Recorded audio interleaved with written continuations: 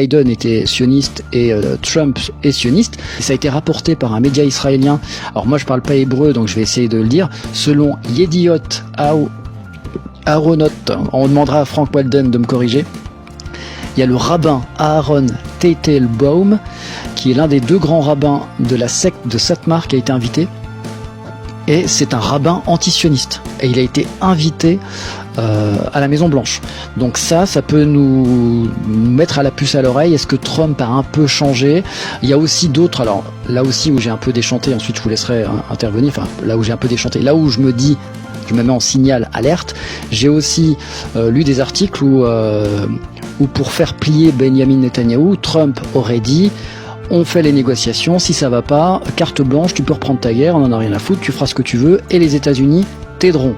Et autre point que j'ai pas retrouvé, mais que j'ai entendu sur, je sais plus sur quel média, mais je voulais voir de mes propres yeux, que l'autre accord qu'il y avait en secret, c'était la colonisation, l'annexion de la Cisjordanie. Tu vois, de toute façon, quand tous les yeux sont sur Gaza, il y a un truc qui se passe en Cisjordanie. Quand il y a des choses qui se passent en Cisjordanie, il y a aussi en cachette, en loose day, des choses à Gaza.